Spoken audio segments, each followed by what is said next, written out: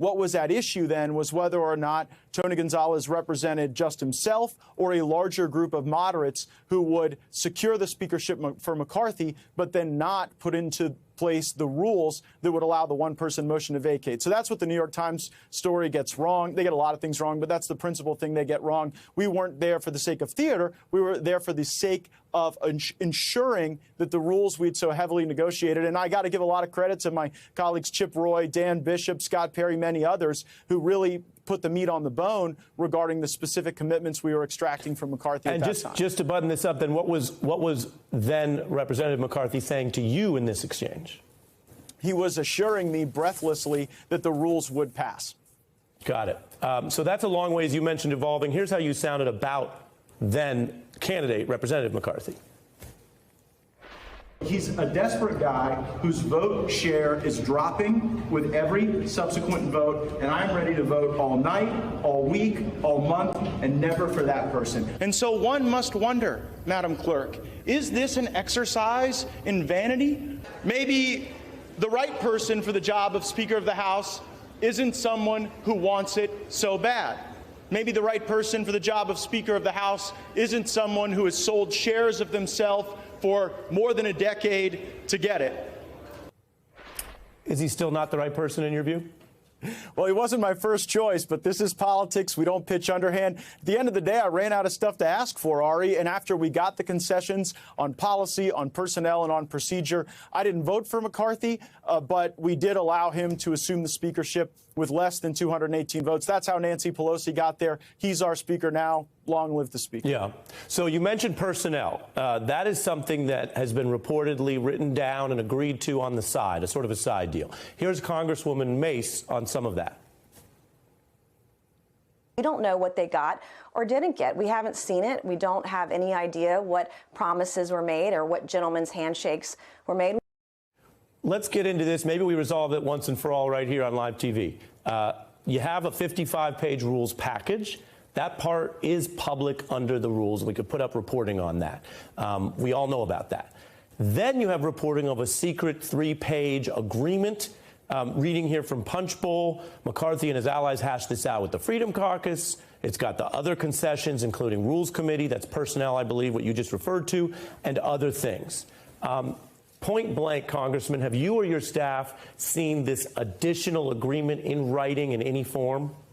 Yeah, it took multiple forms. There was specifically a side-by-side sheet where we made offers to McCarthy. There were some offers he accepted, some he modified, some he rejected, just like you'd see in any negotiation. I can tell you that Thomas Massie, Chip Roy, Ralph Norman being on the Rules Committee would not have happened but for this negotiation. Folks like Representative Clyde, Representative Cloud, two great conservatives on the Appropriations Committee. That's a direct result of these negotiations. And this week, we'll be voting on Paul Gosar's legislation to end the COVID national emergency. That was a piece of policy that McCarthy committed to bring to the floor. I'll let you continue, but the question where I'm going is, why keep that secret?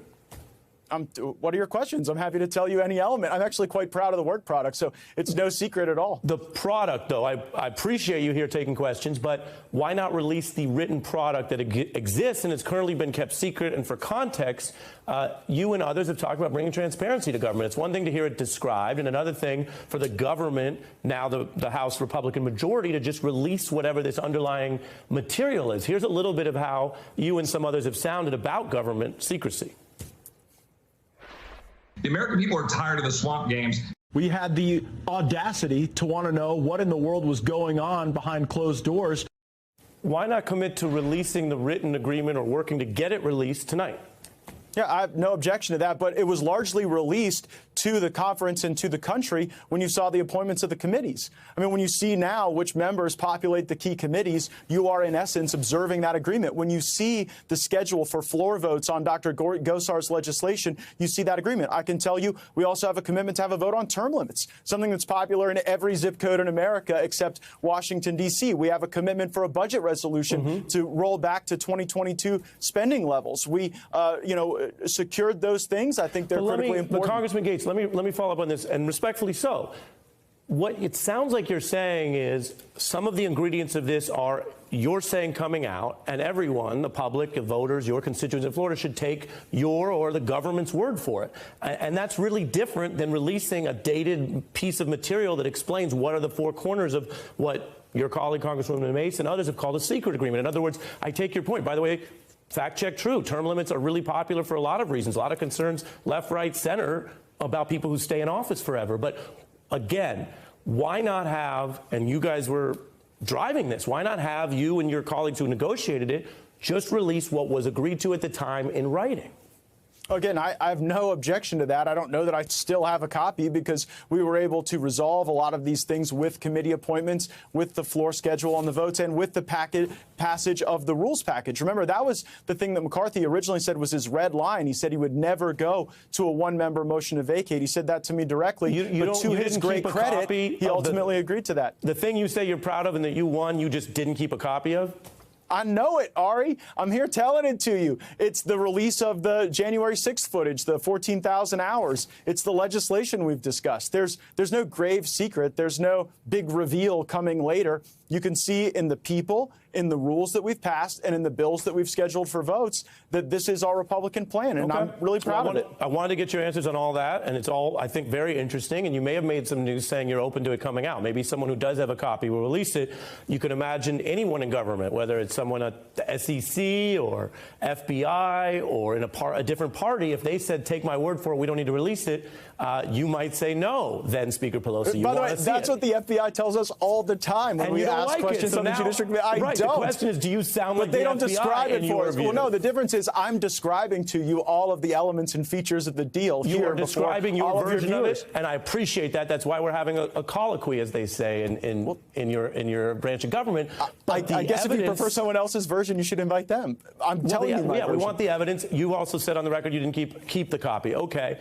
I want to turn to something else really interesting that came up, and you mentioned January 6th in the committee. There was this meeting at the White House on December 21st where you discussed Jan 6 strategy, whether Pence would take some sort of unconstitutional action. Reporting said it lasted several hours. What did you advocate in that meeting at the White House in December 21? Nothing. I was seeking to understand the process because this was unprecedented. We expected that Senator Hawley would be joining House objectors, and we didn't know whether that would result in one unicameral debate, if the Senate and the House would retire to their respective chambers to debate, who would preside over those various debates, how people would be recognized. So it was a very friendly meeting. Vice President Pence was there. Vice President Pence, in fact, encouraged the debate. He said the debate was something that needed to happen, and he laid out his plans to entertain that. Unfortunately, violence and riots really obstructed the work that we wanted to do to have a substantive debate on election integrity. Did you hear anything in that meeting that you considered unconstitutional or illegal? No. Okay. Then why, after that meeting, did you seek a pardon for yourself and others who attended that meeting? That's been misreported. What I've suggested is that there were various groups of people that President Trump was considering pardoning for a variety of reasons.